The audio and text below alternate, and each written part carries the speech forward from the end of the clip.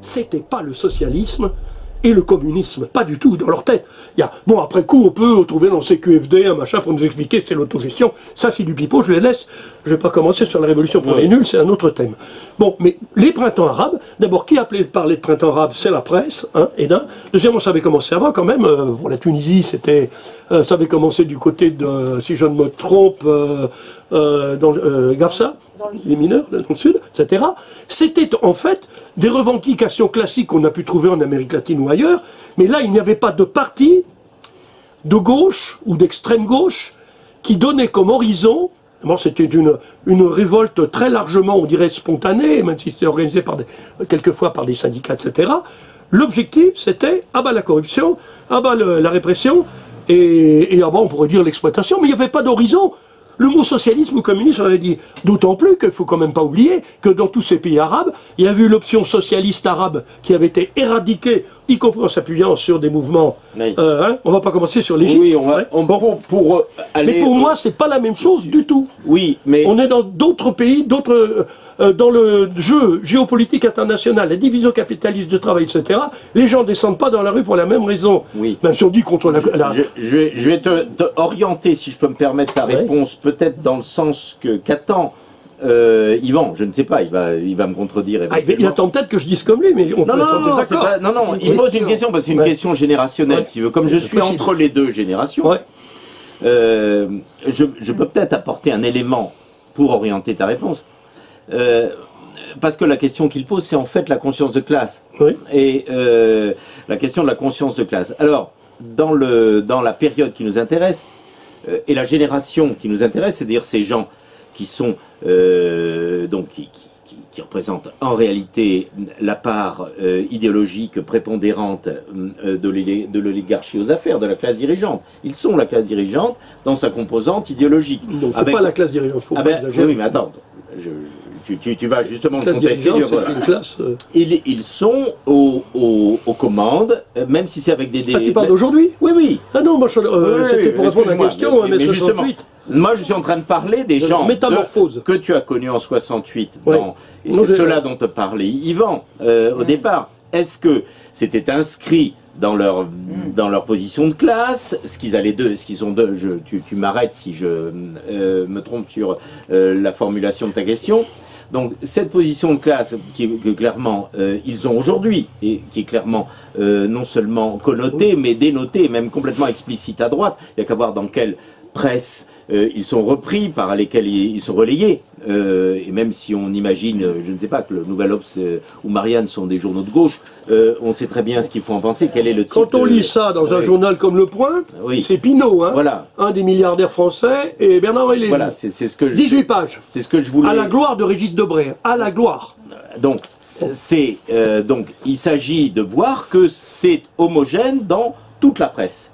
Aujourd'hui. Oui. Ce sont les mêmes. Et les débats qui animent et qui semblent difficiles, puisqu'il y a une espèce de confusion intellectuelle qui règne aujourd'hui, ils sont clairement donc sur cette position de classe. Maintenant, même s'ils la revendiquent pas du tout, même s'ils la démentent complètement, il y en a qui l'assument, comme par exemple Debray, qui achève la gauche, l'autre qui l'a détruit ou je ne sais quoi.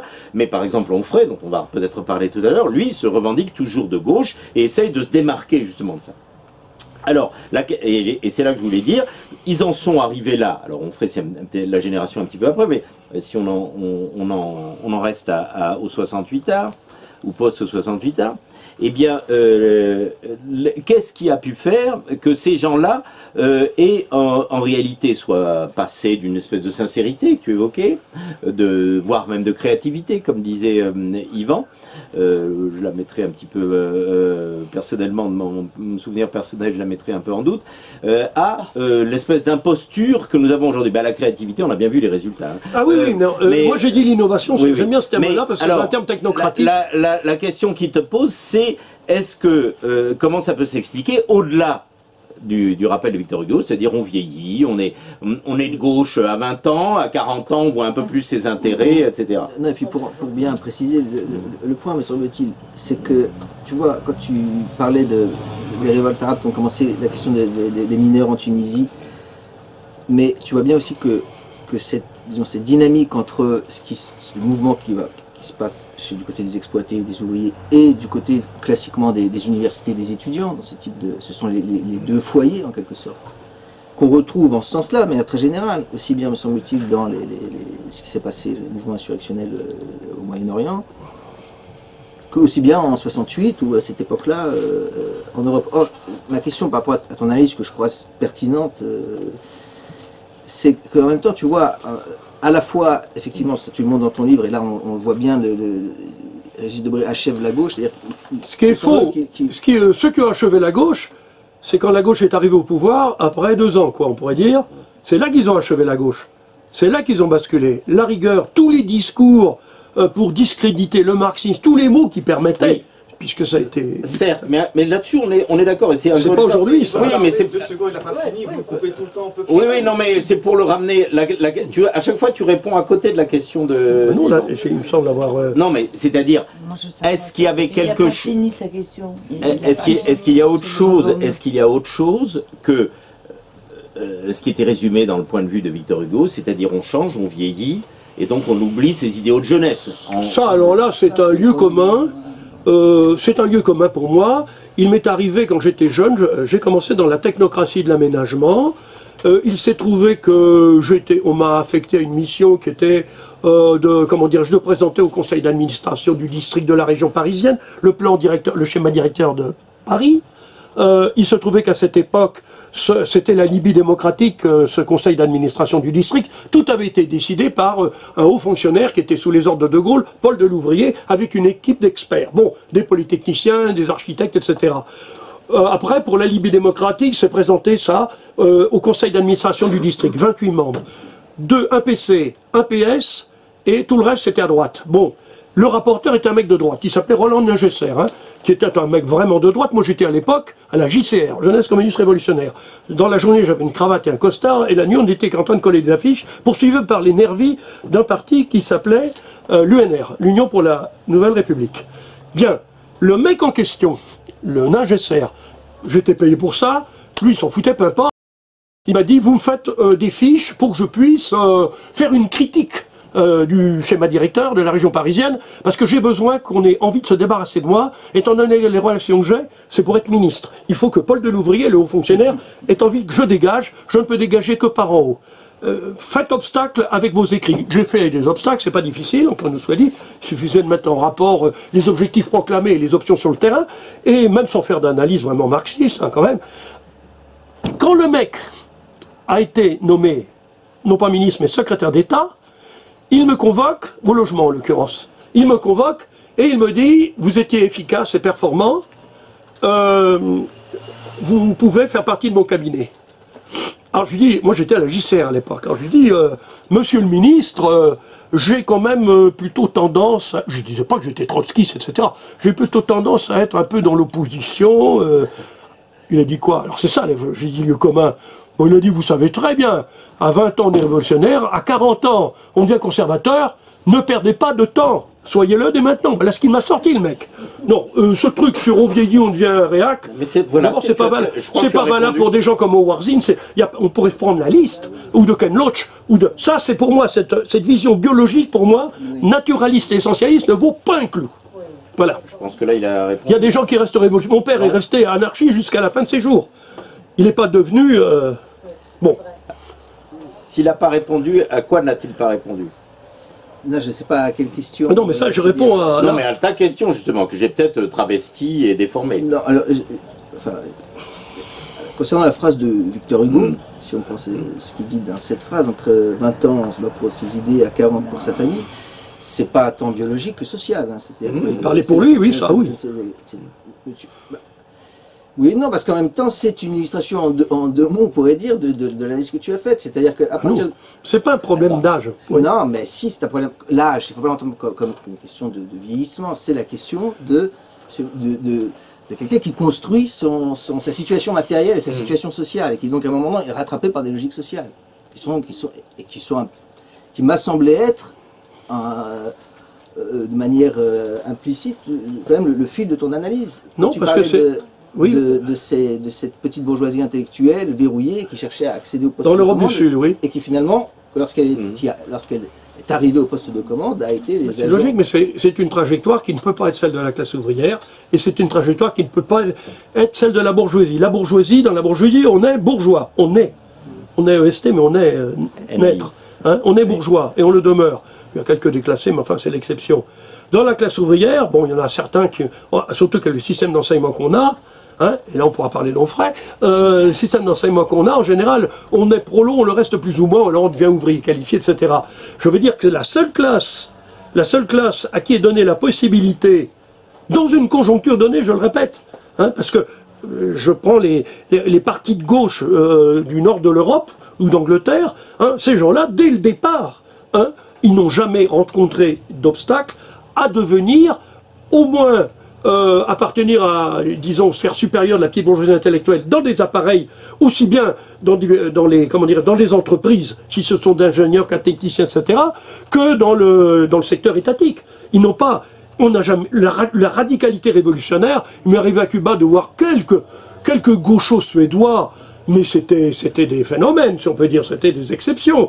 Jamais il y a eu de mouvement comme en France, en Italie, en Espagne, les brigades. Alors, on va jusqu'au bout, hein, à ce moment-là.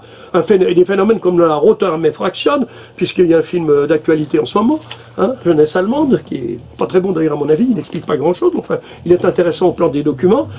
C'est typiquement quelque chose qui est spécifique à une partie du monde qui s'appelle l'Europe, et une partie de l'Europe qui s'appelle l'Europe du Sud, enfin que j'appelle l'Europe du Sud, en raison de la présence d'un régime qui bloquait l'irrésistible ascension, pour reprendre Brecht, de la marche au pouvoir des intellectuels, comme dit l'autre.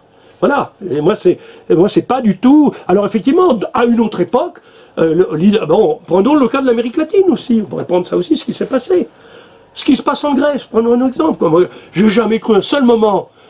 Connaissant les gens qui sont l'état-major de Syriza, j'en ai fréquenté quelques-uns, je les ai eus par mes meilleurs amis. Bon, après on a rompu pour des raisons justement politiques. Hein. Je lui dis, c'est pas une caste d'intellectuels qui arrive au pouvoir par les élections qui va changer le monde, c'est pas possible. Si les élections changeaient quelque chose, il y a longtemps qu'elles seraient interdites. C'est pas moi qui le dis, c'était un anarchiste belge de la fin du 19e siècle. Moi, il faut quand même savoir que, je voulais quand même préciser, je ne crois pas à la délégation de pouvoir à des politiciens professionnels. Bon, on va peut-être, j'avais des questions complémentaires, mais on va peut-être d'abord, il y a peut-être des questions dans l'assistance. Ou des objections. Ou des objections, ou s'il n'y en a pas, moi j'avais une question complémentaire, il n'y a pas, si, Nicole. Oui, justement, tu veux peut-être pas témoigner, mais peut-être, mais donc parler d'autre chose, mais tu as peut-être des questions à poser. C'est pas ça, c'est que il y a, vous avez une vision en fait, ou vous proposez une vision. Il y a quelques intellectuels qui viennent en effet de la gauche, voire de l'extrême gauche, et beaucoup des maoïstes. Je reconnais bien l'esprit anarchiste contre les Mao et l'hystérie de 69 que vous avez cité. Mais l'hystérie, il était dans la salle avec les petits livres rouges, c'était pas moi. Hein. Et alors, il est très bien le petit livre rouge, pas plus mal qu'autre chose. Mais bon, c'est pas ça. Ce que je voulais dire, c'est il y a quelques intellectuels dont tout le monde parle, hein, que ce soit Régis, Glucksmann et compagnie. Il y a quand Glucksmann, beaucoup moins quand même. Il y a quand même beaucoup. Oui, on en a parlé. On en a parlé. On a été inondés des nouveaux philosophes. C'est Pascal Baudelaire. Oui, mais c'était il y a longtemps. C'était dans leur jeunesse. Là, on parle d'eux aujourd'hui, 30 ans après. Oui, mais ce que je veux dire, c'est qu'il y a quand même toute une série de gens qui n'ont pas dévié du tout de leur engagement. Il reste encore quelques philosophes. Moi, j'en citerai, malheureusement, il y en a un des deux qui est mort, Christian Jambet et Guy Lardreau. Guy Lardreau étant mort, c'est des gens qui continuent leur travail de philosophe. Par contre, ils ne sont pas du tout entendus dans la presse, les médias, etc. C'est ça dont il faudrait parler. Hein. Bon, si on va citer Roger-Paul Droit, à mon avis, qui est quelqu'un qui continue un travail de critique d'ailleurs de tous ces gens-là. Moi, je citerais bien Pierre Vidal-Naquet, le fils de l'autre Pierre Vidal-Naquet, qui est resté établi 10 ans après la dissolution de l'AGP. Il est resté établi à Contact-Séville. Il y a quand même un certain nombre de gens, je ne peux pas tous les citer ici, Robert, pour ne citer que lui, que je connais encore mieux, c'est des gens qui n'ont pas changé. Ceux qui sont mis en avant, là, actuellement, ce sont... Alors, on ne va pas faire d'un seul coup un procès en disant c'était tous la bourgeoisie, la petite bourgeoisie, etc., qui voulait avoir du pouvoir. Bon, c'est une analyse que je trouve un peu, je sais pas quoi, un peu... Réductrice. Oui, un peu réductrice. Mais enfin, moi, je répondrais sur un point, c'est que ces gens-là sont très représentatifs de leur classe. Les autres dont vous parlez, ils ne tirent pas à 50 000 exemplaires, 40 000 exemplaires. Les autres, on ne voit pas, vous le dites vous-même, leur frimousse sur l'écran tous les 4 matins, ou en première page de Marianne du Nouvel Observateur. Ils sont... Enfin, moi, j'ai fréquenté aussi l'université pendant... jusqu'à ma retraite, et même un peu au-delà. Je n'ai vu autour de moi que des gens qui se reconnaissaient fort bien dans ce que racontaient. Je vois dans les années 70, par exemple, quand je suis revenu de Cuba, justement, des gens qui se reconnaissaient très bien, à partir des années 75-76, dans la nouvelle philosophie, qui larguaient les discours marxistes, disant que c'était des discours simplistes, que les classes sociales, c'était un vieux concept. Ces gens-là, hein, les gens qui lisent Le Point, c'est pas que des bourgeois. C'est l'immense classe moyenne. D'ailleurs, c'est pas un hasard, entre parenthèses. Si dans le Figaro, il y a parfois des articles, je vois la politique étrangère, beaucoup plus réalistes que dans le Nouvel Observateur. Hein, faut pas le voir, parce que la bourgeoisie, la vraie, celle qui est aux manettes, hein, qui est propriétaire des moyens de production, d'échange, etc., elle a intérêt à savoir ce qui se passe réellement dans le monde. Pas qu'on lui raconte des cracks. Hein. On lit des articles en ce moment sur le Moyen-Orient dans le Figaro. Il y en a certains, ils pourraient passer dans l'UMA. Hein. En plus, si l'UMA ne sortait pas les conneries comme avant de Je suis Charlie. Hein. Là, je ne vais pas venir parler de Je suis Charlie, parce que là, on a vu un immense mouvement d'abêtissement généralisé, de suivisme. Hein, il y a un bouquin qui vient de sortir, signé par 18 auteurs. Oui, donc... Personne n'en a voulu, ce bouquin. Oui. Sauf, évidemment, ce qui est un peu la voiture balai de l'édition, l'Harmattan. Voilà. Alors ça, on en revient un petit peu au début du débat. Mais moi, je voulais... Alors, j'ai oublié le titre. C'est un livre de toute une série de sociologues, chercheurs, oui. Il y a Alain Brossat, entre autres, tu dois le connaître. Et il y a ton voisin aussi. Quel voisin? Toi, tu as participé à ce bouquin aussi? Non, pas du tout, non. Je croyais. Pardonne-moi. Mais tu aurais pu. Oui, mais j'en ai... on en revient... Alors ça, on en revient à la question que je voulais poser, moi, ou plutôt un complet... C'est à la fois un complément de ta question, mais c'est surtout un essai de réponse. Parce que effectivement, on en revient à cette vieille question de la conscience de classe, de la position de classe des intellectuels, etc. On ne va pas épuiser la question ce soir. Mais si on s'intéresse aux gens qu'on a mis sur notre petite affiche, qui accaparent d'une manière ou d'une autre dans un système un peu microcosmique, médiatique, qui incarne les intellectuels français. Tu as rappelé que Franz-Olivier Gisbert nous a expliqué que c'était les intellectuels les plus importants de l'heure, etc. Alors qu'ils n'ont aucune production intellectuelle en réalité, hein, à tout point de vue. Mais comme l'a parfaitement synthétisé ton vieux camarade Régis Debray, il a expliqué que sa vision de son rôle, de sa fonction d'intellectuel, c'est d'avoir de l'influence. De l'influence. Mais sur quoi? Sur les dirigeants. Voilà.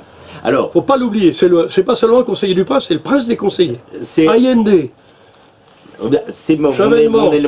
Mélenchon, je vais vous faire la liste. Oui, oui, mais bon. C'est mon élément de contribution à la fois à la réponse et en bon hegelien, la réponse amène à reformuler la question.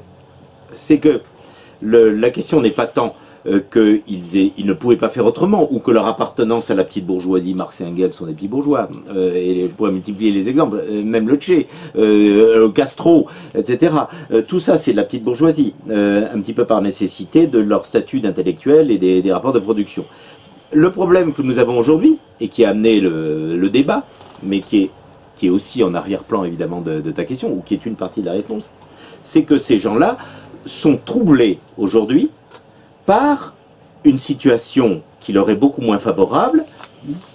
Ils ont eux-mêmes évolué considérablement dans la manière dont ils sont perçus par l'opinion, puisqu'ils étaient entièrement de gauche, et je voudrais renvoyer à quelque chose qui exprime, qui est en arrière-plan du reproche, y compris fait à Onfray, qui, avec son opportunisme bien connu, rattrape tout ce qui se présente et qui lui semble un petit peu intéressant et utile. J'annonce donc que, par exemple, il a bien vu que Houellebecq, avec Soumission, avait trouvé un excellent fromage, donc il nous est annoncé pour le mois de janvier un livre de Onfray qui va s'appeler « Penser l'islam ».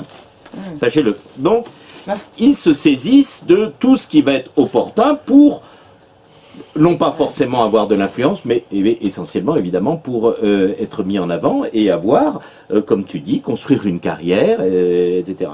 La question que ça pose, c'est qu'ils incarnent, et ils ont incarné depuis une trentaine d'années, malgré tout, de manière majoritaire, une opinion qu'ils ont contribué à façonner, tout ce qu'on voudra.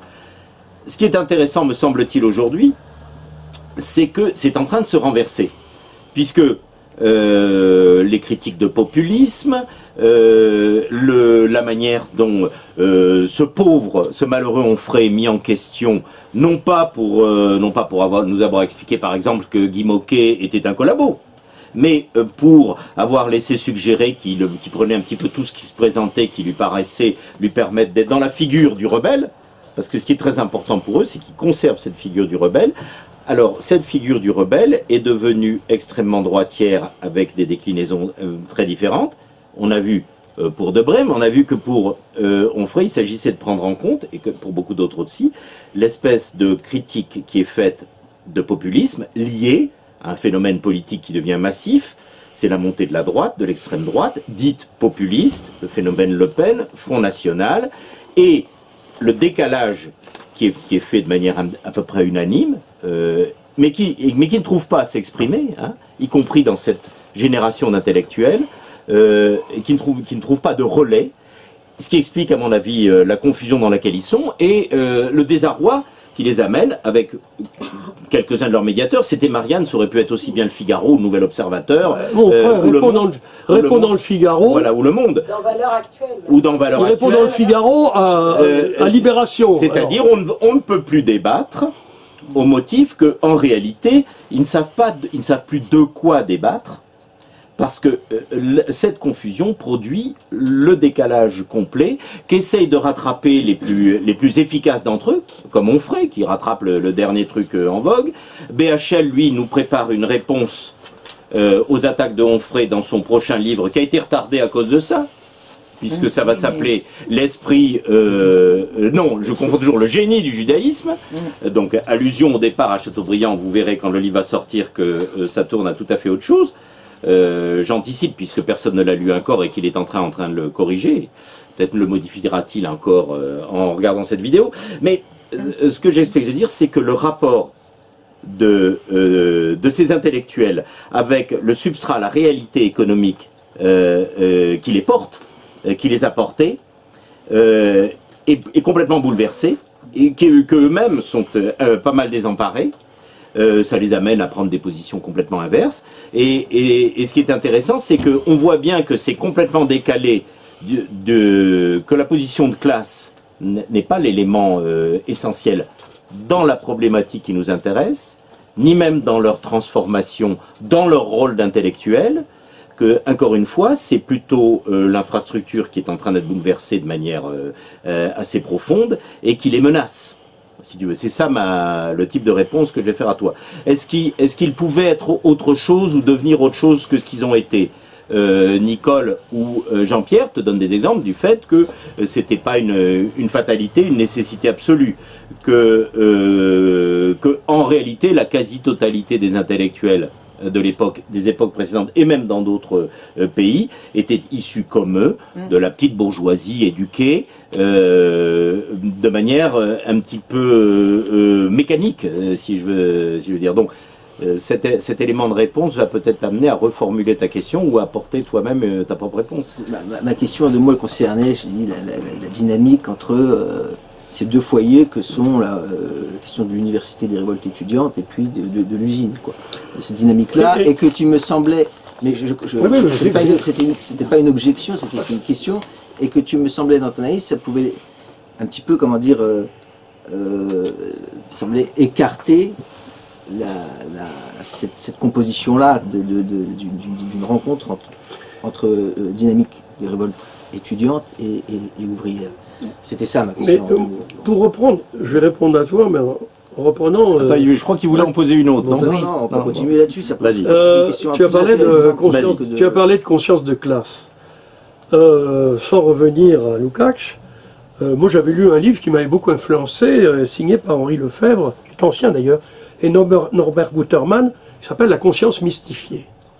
Et justement, en ce qui concerne la petite bourgeoisie intellectuelle, et notamment ces intellectuels, c'était une conscience mystifiée au sens de Lefebvre, ou de Lefebvre à cette époque. Parce que Lefebvre s'est mystifié aussi, puisqu'il a cru que mai 68, c'est lui aussi. Il a cru que c'était le retour avec la Commune de Paris, là il n'a rien compris. Bon, il prenait ses désirs pour la réalité, c'est autre chose. Mais à l'époque, quand il a écrit ça, c'est un bouquin antérieur, il disait effectivement, dans certaines situations, il peut y avoir une conscience de classe mystifiée dans la mesure où on se prend pour la classe que l'on n'est pas, et que l'on voudrait être. Aujourd'hui, il y a une contradiction. Cette classe, enfin, ces intellectuels-là, ceux dont on parle en ce moment, ont tellement viré à droite qu'ils finissent par ne plus être tellement utiles à la classe au pouvoir. Il commence à y avoir de la panique. Pourquoi? Ils sont plus que jamais déconnectés des classes populaires, à part Onfray. Si on peut tout de même dire, même si c'est ceux qui vont à Caen, à l'université populaire, c'est pas les prolos de base, mais il y a beaucoup de gens de classe populaire. Ça, on ne peut pas le nier. Hein, il est d'ailleurs très différent des autres, lui. Il n'arrête pas de répéter moi je suis à côté du peuple parce que je suis issu du peuple et que je reste solidaire avec le peuple parce que ma mère était femme de ménage et mon père ouvrier agricole. Bon, bien, il n'y a pas de déterminisme aussi, mais enfin, il sait manier. Bon, mais il faut bien dire une chose, ils ont tellement viré à droite, et Onfray, ça va pas tarder. Il faut quand même se rappeler qu'Onfray a été déjeuner au Place Beauvau, au ministère de l'Intérieur, en pleine période de répression contre les jeunes de banlieue. Le ministre de l'Intérieur s'appelait Sarkozy. Et ils ont parlé, il y a eu un numéro entier de Philo Magazine, qui est typique magazine bobo pour gens intégrés. Ils ont parlé, soi-disant, de l'existence de Dieu et du bien et du mal. Sarko, et il se fait photographier à côté de machin, là, sous les lambris, etc. On ferait une pourriture totale, mais il faut lui reconnaître deux qualités. Il ne faut jamais sous-estimer les adversaires. C'est un remarquable orateur, il faut le dire, et c'est un bon pédagogue, même si c'est au service. Il a expliqué, rappelez-vous, je ne sais pas si vous l'avez lu, moi je collectionne, puisque je m'occupe de ces oiseaux-là. Dans Le Monde sort une lettre ouverte à Nicolas Sarkozy encore, demandant que les cendres de Camus soient amenées au Panthéon. Et il dit, il faudrait que je retrouve la citation, il dit, mais je l'ai là, je peux le citer avec la date et tout, pour dire que je raconte... Pourquoi j'ai beaucoup de papier? C'est si quelqu'un me dit, ouais, s'il n'a pas dit ça, etc., moi je vous donne la citation exacte et la référence. Dans la lettre ouverte publiée par Le Monde, il dit à Nicolas Sarkozy, c'était il était en campagne électorale, Sarkozy, il dit, Monsieur le Président, parce qu'il était président à l'époque, il était déjà président, il n'était plus ministre de l'Intérieur, Monsieur Sarkozy, si vous promouvez cette révolution qui consiste à mettre les cendres d'un socialiste libertaire, c'est Camus, socialiste libertaire comme moi je suis évêque, entre nous, bon, peu importe, vous feriez une révolution qui éviterait d'avoir à en subir une autre. Autrement dit, pour ne pas qu'il y ait révolution bidon, c'est pas parce qu'on... Régis Debray, moi je l'ai aussi le texte, a demandé aussi à Mitterrand, non, à Hollande, de mettre les cendres de Joséphine Baker au Panthéon aussi. Putain, c'est vraiment, il faut tout ce Panthéon. Bon. Mais excuse-moi, c'est très bavé. Je vais proposer à Antoine Gallimard de proposer que Jean d'Ormesson y soit mis de son vivant. Qu'il ait un petit bureau. C'est un film d'épouvante, là. C'est gore, ton truc. Mais je pense que pour Jean d'Ormesson, qui a été mis à la Pléiade... Ces gens-là s'adressent... Alors, j'en arrive à la contradiction. Ces gens-là... comment? Il est dans la revue Éléments, Onfray. Il a déjà viré, là, il y a... l'une des raisons du buzz, pour utiliser les termes consacrés actuels, c'est qu'il a eu le malheur de dire « Je préfère une idée juste de Alain de Benoît qu'une idée fausse de Bernard-Henri Lévy ». C'est une des raisons pour lesquelles on dit qu'il fait le jeu de Marine Le Pen. Parce que maintenant, on fait toujours le jeu de Marine Le Pen. Ça, alors là, il n'y a pas de problème. Mais je dis qu'à force de virer à droite tous ces oiseaux, et ça va devenir évident avec Onfray tôt ou tard, parce qu'il ne faut pas oublier que son bouquin sur Camus, par exemple, c'est essentiellement une charge contre Jean-Paul Sartre, l'auteur le plus cité dans le bouquin, après Camus quand même, dans le bouquin qui s'appelle Camus alors, l'ordre libertaire, alors là on est rebelle de confort, on met ordre d'un côté, libertaire de l'autre, vous voyez. Je sais bien qu'il y a des théorisations comme quoi l'anarchie c'est l'ordre sans le pouvoir. Ça c'est de la pure connerie, l'ordre moins le pouvoir, ben oui, quand on n'a pas le pouvoir, eh ben, on laisse le pouvoir aux autres. Bon, alors... Excuse-moi, c'est assez facile de comprendre l'apparente contradiction. La clé... D'ailleurs, pour beaucoup d'entre eux, mais lui, c'est le plus efficace et le plus agile, c'est l'opportunisme de Onfray. C'est ce qui va être bankable pour lui à un moment ou à un autre, c'est tout. Mais c'est pas n'importe quoi ce qu'il dit, hein, ça colle. Mais il faut que ce soit efficace, je disais que la contradiction, pour moi, elle est d'ordre actuellement idéologique. C'est qu'ils sont passés tellement à droite, ils sont toujours déconnectés des classes populaires. Alors, j'ai mis un bémol pour Onfray. Que, finalement, les dites classes populaires... elles vont s'abstenir ou voter Le Pen. Il ne faut pas se faire d'illusions. Hein, vous êtes... Moi, quand je discute au Tréport, pour une petite ville pauvre sur l'Atlantique, sur la Manche, je commence à être fatigué, avec des prolos là, dans un café, c'est simple. Soit ils s'abstiennent, me disent, soit ils votent Marine Le Pen, soit ils votent PC. La mairie PC. Hein. Mais l'objectif, c'est faire chier les gens qui dirigent. Point. Ils n'ont pas d'idéaux socialistes. C'est un réflexe de classe. Faire chier ceux qui dirigent. Pour moi, c'est ça. Le problème, c'est faire chier ceux qui dirigent. On a vu ce que ça donnait dans l'Allemagne de Weimar, hein, à un moment donné. Bon. Alors, il y a la panique parmi, je dirais, les élites de la bourgeoisie, les élites intellectuelles dans les médias, etc. Il y a 2 titres qui viennent de sortir, 28 septembre, qui montrent que ça commence à être la panique. Tous les 2 sont sortis le 28. D'ailleurs, c'est marrant, parce que, comme vous le savez, ils disent tous la même chose. Hein. Vous passez d'un... Alors l'un, c'est le Nouvel Obs, et l'autre, c'est Le Monde. Le Nouvel Obs, donc 28 septembre, les intellectuels de gauche absents, les polémistes de droite à la fête. Oui. Ça leur fout la trouille. Les intellectuels de gauche, ils ne sont pas absents, on les voit partout. Mais ils ne sont plus intellectuels de gauche, ils sont intellectuels de droite. Ben oui. Deuxième, Le Monde, le même jour. Intellectuels, réengagez-vous.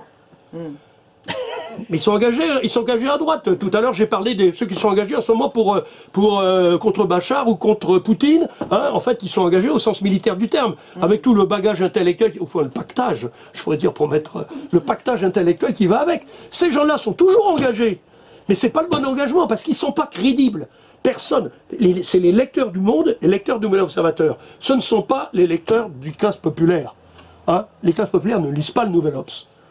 Elles ne lisent pas le Monde. Elles lisent plus guère la presse. Avec le numérique et puis le reste, c'est la télé. Non, mais même le numérique ou pas, la presse n'est... Elles lisent le journal du dimanche, peut-être, et encore. Ils lisent plus souvent l'équipe, vous le savez, comme moi. La presse n'est plus lue, mais c'est par là que passe néanmoins l'influence. Mais c'est une influence qui n'a pas d'impact sur les classes populaires. C'est ça qui leur pose problème. Oui, ce que tu dis, tu vois, je t'écoute comme ça et je me dis des gens qui... Moi, je comprends les analyses qu'il y a derrière. Enfin, j'ai une intuition, je crois voir. Mais quand tu dis ils sont engagés à droite contre Assad ou contre Poutine, par exemple, c'est des trucs, si on le dit, on peut se demander ce que ça veut dire. Ça veut dire qu'ils sont pour l'impérialisme américain. Voilà, mais voilà. Pour moi, alors, faut être clair, hein, je vis en France, qui est un pays capitaliste, ok? Je vis en Europe, qui est l'Europe du capital. On va pas recommencer sur la Troïka, le reste. Je vis dans un pays qui est sous influence des États-Unis, qui sont en train de préparer, qui n'arrêtent pas de faire la guerre depuis la chute du mur de Berlin. Il faut bien quand même le reconnaître, hein. Hein, que ce soit 2 guerres du Golfe, même avant. Ah bah avant, n'en parlons pas. Mais je dis, ça ne les a pas calmés, hein, puisque l'ennemi était effondré. Bon, on disait, le premier discours de comment s'appelle-t-il, quand il y a eu l'effondrement c'était Bush père. Bush père qui a dit une paix désormais sur le monde, nouvel ordre mondial. Pas du tout. Ils ont commencé, bon, on va pas recommencer la Yougoslavie. Ils n'ont pas arrêté. Pour moi, l'ennemi numéro 1, pour moi, c'est pas les Russes. Je n'ai pas la peur de voir débarquer, j'allais dire l'armée rouge, l'armée russe ou les fusées russes sur la France. Pour moi, l'ennemi numéro 1, c'est la bourgeoisie française, avec ses alliés, dont les pourritures dont on parle en ce moment. C'est les experts de l'eurocratie, hein, pour prendre des incarnations. C'est l'impérialisme américain qui veut remodeler le monde. C'est pas les Russes pour l'instant, c'est tout. C'est un choix. Je suis copain avec mon, comment dirais-je, pas mon collègue, mais je suis d'accord, avec Alain Brossat, qui est aussi un philosophe, qui dit il faut toujours choisir l'ennemi quand on se bat. Pas faire des histoires de droit de l'homisme et comme ça, qui nous mènent nulle part, qui nous mènent là où on est aujourd'hui. Voilà. Alors c'est pour ça que effectivement, on va me dire « Ah, t'es pour Bachar !» Mais non, je ne suis pas pour Bachar. Mais bon, quand on voit ce que sont devenus tous les pays du Moyen-Orient depuis l'intervention américaine, en commençant par l'Afghanistan, hein, premier producteur à nouveau de drogue du monde, il faut quand même le faire. Hein. En plus, ils se gourent dans les bombardements, là aussi, ils ont bombardé un hôpital. Alors, voir ce qui est devenu l'Irak, moi, j'en ai marre de voir. Moi, c'est comme ça. Pour l'instant, on ne peut pas dire « Ah, moi, je veux le socialisme, machin ». Pour l'instant, c'est pas ça. Il faudrait qu'il y ait une mobilisation populaire générale avec des partis, des organisations, des alliances de classe, des stratégies. Je les attends, il n'y en a pas pour l'instant. D'autant que...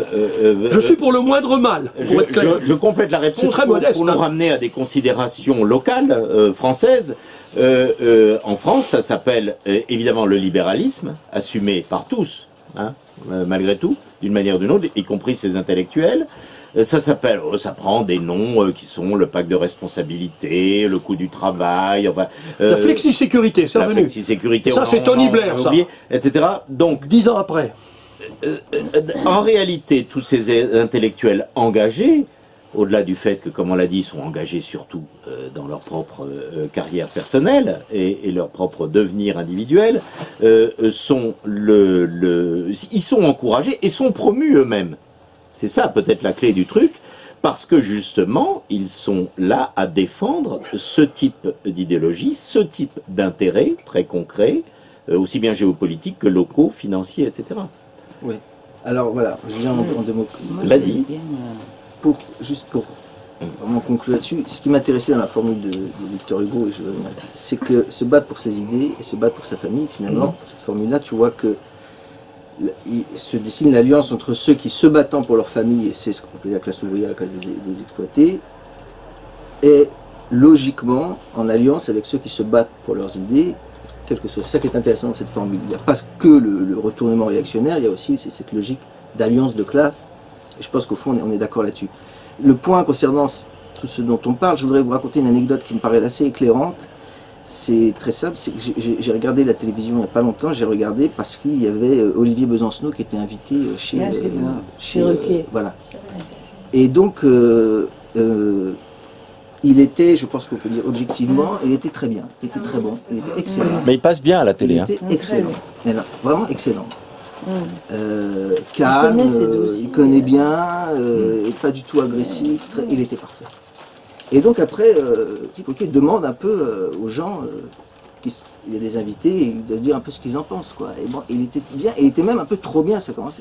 Et alors, Patrick Timsit, qui est un type, il dit, et c'est-à-dire, on voit bien que c'est pas son domaine, c'est pas son truc, mais il a voulu intervenir et dire quelque chose d'intéressant, quoi. Alors qu'est-ce qu'il a dit? Il a dit, voilà, c'est très bien, c'est super, on t'écoute, c'est super, mais moi, ce qui me fait peur dans ton discours, c'est que je sens que moi je pourrais pas parler si tu es au pouvoir. Que si tu es au pouvoir, de ce coup j'aurais plus la parole. Ça sera le totalitarisme. Et donc il a dit, rien de ce qu'il avait dit ne laissait apparaître ça, ni son comportement, ni son rien. Mais il avait retenu la leçon. On leur a mis dans la tête que voilà, ça c'est le totalitarisme, et ça a marché. Et donc tu demandais des gens de Tréport, et te disent, ils vont, justement, c'est la question, pourquoi ils vont, plutôt que de voter contre Le Pen, pour Le Pen, pardon, ils ne vont pas aller voter pour Besancenot. Parce qu'effectivement, là, il y a ce truc comme ça qu'ils ont installé, tous ces gens-là, de ça c'est le totalitarisme, etc. Alors qu'au fond, Le Pen, c'est bon, c'est un peu de xénophobie, mais tout le discours de Philippe Cacault, c'est de dire, bah, finalement, le livre, c'est que finalement, bah, oui, c'est qui est que le nationalisme est une idéologie tout à fait honorable, et que donc effectivement c'est à la fois, tu vois, le paradoxe de... Ah non, mais excuse-moi, mais le nationalisme, nous sommes tous d'accord que c'est quelque chose de tout à fait honorable. Ben ouais. Hein, enfin, peut-être pas toi, mais je pense sous une certaine forme. Mais je voulais juste ajouter à propos de Besancenot et de Le Pen que ça, c'est une chose qui a été même remarquée par Hollande quand il dit Le Pen rallie des voix en faisant les discours que faisait Georges Marchais dans les années 70. Et comme tu as vu, et c'est pas faux, du tout. Sauf que le PC s'est ému de ça en protestant et a repris uniquement ce que tu as évoqué, c'est-à-dire ce qui est absolument clair dans le discours du Front National, c'est-à-dire le côté xénophobe, raciste, etc.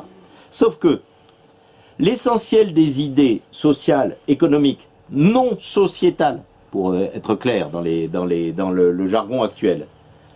2, Le Pen, soufflé, qui s'est complètement transformé par rapport à l'ancien Front National. D'ailleurs, on a vu les conséquences, y compris familiales, que ça avait. Sont reprises, et ça a été, je ne sais pas si tu as regardé la petite vidéo que j'avais envoyée, sont reprises par la mère Le Pen et son staff. Ils reprennent les idées qu'on pourrait trouver sous la plume de Lordon, voire de Besancenot, de toute une extrême gauche. Mélenchon a de Marine Le Pen de lui piquer ses idées. Ou de Mélenchon. On va intervenir aussi. Oui, bien sûr. Donc, si tu veux, je suis entièrement d'accord avec toi, mais une des raisons, je dis, évidemment, c'est pas la seule, mais il faut comprendre aussi que s'il y a cette tendance, soit à s'abstenir, soit à voter carrément Le Pen, pour les raisons qu'il a dit, c'est-à-dire pour faire chier. Moi, je peux apporter mon témoignage, où je connais de nombreux militants, tu sais que j'en fréquente pas mal, y compris syndicalistes, PC, CGT, Sud, jeunes ou moins jeunes, qui sont assez unanimes pour dire qu'ils vont voter Le Pen parce que c'est la seule qui est contre l'Europe. Tu vois, je te donne un argument extrêmement simple, qui leur donne l'impression d'être sincèrement opposés à l'Europe. Il faut intégrer cet aspect idéologique qui est quand même que les gens il n'y a pas simplement une réaction d'exaspération et de disqualification de l'oligarchie, il y a aussi une certaine conscience politique, et on peut parler même de conscience de classe derrière ça. Ouais, enfin, Besancenot n'est pas l'architecte de Maastricht. Non, mais au contraire, je dis, elle reprend les mêmes idées que lui sur ce plan-là. Elle dit la même chose, bien sûr. Bien sûr. Enfin, peut-être madame avait posé la... Allez-y, peut-être qu'on va le faire par ordre. Allez-y. Alors madame, allez-y. Moi je veux rétro-pédaler. Bon, votre définition des intellectuels en mai 68, bon, je veux dire que on pourrait dire que mai 68, c'était une révolution orange. Il fallait foutre De Gaulle dehors. Oui. Vous comprenez ce que je veux dire? Oui, il fallait foutre de Gaulle dehors, et il fallait surtout... Oui, on voulait foutre de Gaulle dehors pour mettre quoi à la place? Oh là, attention. Allez-y, pour mettre quoi à la place? Pour mettre qui à la place? Non, mais je veux dire, De Gaulle, quand il disait l'Europe commence à Brest et fini, c'était quand même le communisme à l'époque. Oui, mais bon. C'est aussi, je dirais, c'est pour ça que Régis Debray fait des grands discours, adieu De Gaulle, etc. Il a fait un discours, un bouquin entier à la gloire de Gaulle. On dit que c'était finalement, à sa manière, un véritable homme de gauche. Hein, avec le Québec libre, à propos d'Israël, etc. De l'indépendance, je parle d'indépendance. Oui, mais l'indépendance, c'est pourquoi faire l'indépendance. On dit indépendance de l'Europe, mettons de l'Europe, du capital, etc. Mais s'il n'y a pas derrière cette indépendance un autre système social, si c'est simplement défensif, parce que pour l'instant c'est ça, c'est le gros problème, selon moi, hein, le gros problème, c'est que pour l'instant les luttes sont purement défensives. Bon, je veux dire, on est du côté américain, on fait partie, on est 250 millions, on doit être des consommateurs américains, oui, mais ça, on ne peut pas acheter de l'autre côté, etc. Mais je pense que, j'essaie d'interpréter, c'est qu'il y a un virage atlantiste, voilà. À partir de ce moment-là. Ben oui, sur le plan économique, sur le plan militaire et sur le plan idéologique. C'est l'occidentalo-centrisme capitaliste. Il avait les bases américaines quand même. Oui, ben oui. Bon, hein? Mais je ne dis pas le contraire, moi, de cela. Non, mais je dis... Non, mais je réfléchissais maintenant... Je disais tout à l'heure que justement... En disant, c'est une révolution orange. Oui, vu sous cet angle, voilà. L'autre question. Donc oui, effectivement, c'est 2 ou 3 petites remarques. Je suis avec intérêt depuis une trentaine d'années ce qu'écrit Jean-Pierre Garnier, on est d'accord à peu près sur l'essentiel. Donc pour répondre en partie aussi à votre question, essayez effectivement à partir de ce qu'il dit lui-même dans ses ouvrages. Il nous montre effectivement que cette petite bourgeoisie intellectuelle, elle joue sur le contrôle, l'animation, la coordination des activités, dans toutes les organisations on le voit, et l'inculcation idéologique. Hein. Et donc ça c'est effectivement un élément structurel, ça va même au-delà finalement des consciences qu'on peut avoir chacun d'entre nous sur ce que l'on fait. Il y a un rôle structurel de la médiation. Donc si le ralliement a été possible, c'est aussi en raison de la place médiane, effectivement, qu'elle occupe, que cette petite bourgeoisie occupe dans les structures sociales et dans le cadre des moyens des moyens de production en tant que tels. Donc, moi j'ai dit, il y a 3 choses qu'il faut essayer de prendre en compte. Premièrement, pour bien comprendre ce que vous venez de dire à l'instant, ça voudrait dire qu'au fond, il n'y a pas de rupture, puisque déjà, le rôle organisationnel était déjà, annonçait déjà. Je pense, mais je vais essayer de poursuivre là-dessus. Vous avez les représentations sociales, les formes de conscience politique, les idéologies, les doxailles, etc. Bon, tout ça, c'est la superstructure, comme on dirait. Vous avez les comportements des agents et les collectifs, et qui sont très fluctuants, ces comportements. Ils ne sont pas autodéterminés, ils ne sont pas hors sol, c'est vrai, ils sont dépendants des règles du jeu et en quelque sorte des structures sociales. Et puis troisièmement, vous avez ces règles du jeu, ces structures sociales et économiques, en quelque sorte, ces institutions, et si ces règles du jeu donnent de plus en plus de pouvoir à ces nouvelles catégories sociales, ils prendront ce pouvoir-là. Évidemment qu'ils le prendront. Une grosse partie le prendra. Pourquoi? Parce que les agents ne font jamais rien d'autre que de jouer les règles du jeu en fonction des règles du jeu qui leur sont effectivement données. Et nous-mêmes, globalement, on fait pareil. Moi, je peux vous en parler à l'université. Mes collègues universitaires, les profs, ils jouent les règles du jeu de la loi et les rues à fond, si vous voulez. Et vous avez une toute petite minorité, 3 ou 4%, qui ne le joue pas. Mais nous sommes totalement minoritaires dans ces règles-là. Donc, c'est un peu, en France, en tant que telle, il n'y a jamais eu des conditions de véritable rupture révolutionnaire. Pas vraiment, si vous voulez. Et donc, qu'est-ce qui s'est passé? C'était un peu l'idée, vous savez, de l'écrivain italien. Il faut que tout change pour que rien ne change. Et donc, d'une certaine manière, c'était un changement dans le système qui était demandé, et la petite bourgeoisie l'a obtenu au fur et à mesure, plutôt qu'un changement de système. Et de ce point de vue, seule une petite minorité, effectivement, est bien restée fidèle à ses principes de jeunesse. Mais ça, c'est toujours pareil, vous avez toujours une minorité qui reste fidèle à leurs principes de jeunesse. Et donc, je terminerai par ce que vous disiez à l'émission de Besançon. Je suis tout à fait d'accord avec vous, hein, pour dire qu'il a été très bon, mais personne ne l'a vraiment écouté sur ce qu'il a développé, sur le coût du capital en particulier, le bouquin qu'il a fait. Vous avez vu les journalistes, comment ils ont réagi. Et ce que vous avez dit est juste, effectivement. Tim Seed, ce pauvre garçon qui a aucune conscience politique et qui est quand même pas très finot, seul truc qu'il dit, c'est si vous arrivez au pouvoir, vous allez être totalitaire. Il a bien compris la leçon, voilà. Et l'autre, il lui dit, je ne sais pas si vous vous souvenez, deuxième terme, il dit, parce que vous êtes radical. Mais il ne sait même pas ce que ça veut dire qu'être radical. Être radical, Besançon lui a rappelé, c'est revenir à la racine. Et c'est-à-dire revenir vers les déterminants de ce qui nous oppresse aujourd'hui. Et ce qui nous oppresse aujourd'hui, on le sait. Et les intellectuels ne jouent pas, véritablement ne proposent pas de nouvelles règles du jeu. Sur les droits de propriété, sur l'entreprise. Moi, je travaille sur l'entreprise et sur de nouvelles formes d'efficacité, si vous voulez, qui iraient à l'encontre de la concurrence capitaliste qu'on voit aujourd'hui. Mais on n'est pas écouté, on est très peu écouté, il n'y a rien là-dessus. Et quand Besançon, dans un grand média, essaye d'en parler, ben, il n'est pas écouté. Et on a un imbécile comme Tim Seed, si vous voulez, qui va verrouiller le débat. Absolument, mais c'était intéressant. Je suis d'accord avec vous. Il y avait deux arguments. Il y avait celui de Tim Seed, c'est totalitaire, et l'autre qui lui disait pourquoi vous faites que 1% si c'est tellement bien ce que vous dites. Alors effectivement, les deux arguments donnaient la clé du problème. Pourquoi il fait 1%? Parce qu'on les a disqualifiés.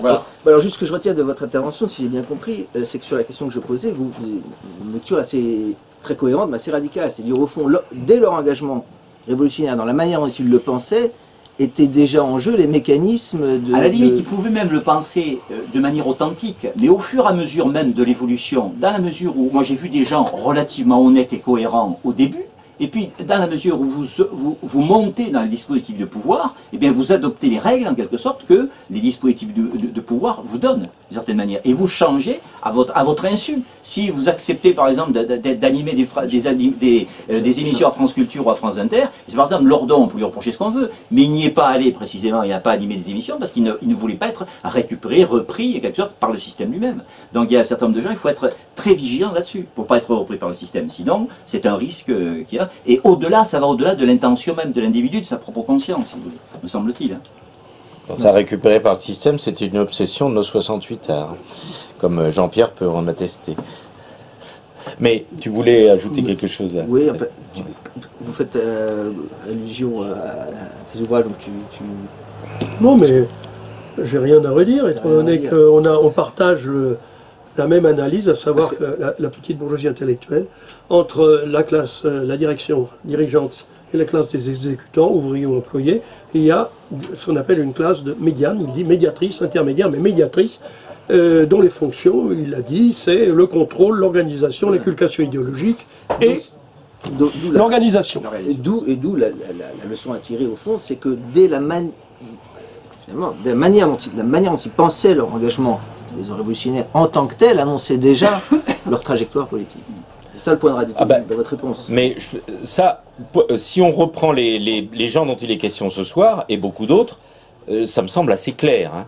pas seulement les nouveaux philosophes, on sait très bien quelles étaient leurs positions au début, mais on pourrait dire ça de Debré aussi, et de beaucoup d'autres, ou de Onfray, c'est beaucoup plus flou pour toutes sortes de raisons, parce que là on est vraiment dans l'opportunisme ultra agité, donc parfois on s'y perd, hein, comme on l'a vu, mais le fait que les déterminations, comme il te l'a expliqué, ils ne deviennent que ce qu'ils ont été. De fait, on s'est un peu écarté des personnages de l'affiche, mais c'était plus intéressant de parler de ces gens-là que de parler de au fond, quoi. Oui, oui.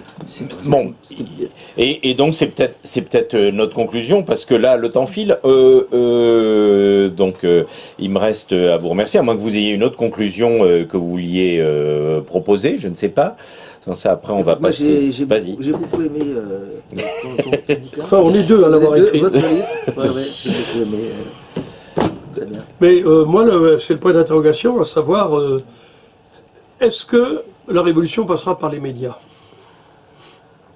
ça omniprésent. Ça ne s'est jamais pas produit, ça. On peut faire une analyse historique. Il y a une époque où il n'y avait pas les médias qui jouaient ce rôle. Alors, mais maintenant, ça joue. Oui, mais on a bien vu quel type de révolution était portée par les médias. Oui, c'est la révolution, comme tu dis, sociétale libérale. C'est-à-dire changer sa vie et non pas changer la société. Voilà, coloré aujourd'hui. On peut résumer... Les médias sont incapables de penser à la rupture. On l'a vu avec Léa Salamé, puisqu'on revient à cette émission l'autre soir. Elle ne voulait pas rompre avec le capitalisme, elle voulait simplement le réguler, mieux le réguler de manière plus équitable. C'était une caricature. Oui, mais ça, c'est la vision. Oui, mais c'est le pendant du totalitarisme, ce que tu disais. La leçon est bien apprise dans ce sens-là et dans celui que tu as évoqué. C'est-à-dire, oui, effectivement, à partir du moment où on est pour transformer radicalement des rapports sociaux, on est radical, on est totalitaire. Tu l'as vu l'émission, toi? Non, ce qui était très intéressant, c'est qu'il n'avait vraiment aucun argument. Les deux arguments qu'il y a eu, c'est que tu fais 1%, donc voilà, t'es pas bon, et t'es totalitaire. Voilà. Mais les deux arguments. Ne discutez pas le contenu. Mais ces gens-là fonctionnent au sondage et au chiffre de vente. Oui, mais comme tu es bien, politique et chiffre de vente, comme tu es bien placé, tu l'as éprouvé toi-même au travers de tes ouvrages, et singulièrement ceux-là, où en plus, il fait un effort argumentaire consistant. Quand je parle d'études... T'as vendu combien de bouquins? Il en vend combien? Voilà ce qu'on va te dire. Et il n'est pas du tout dans l'excommunication, dans le pamphlet violent, etc. Il examine très sérieusement et de manière extrêmement scrupuleuse l'objet de son étude.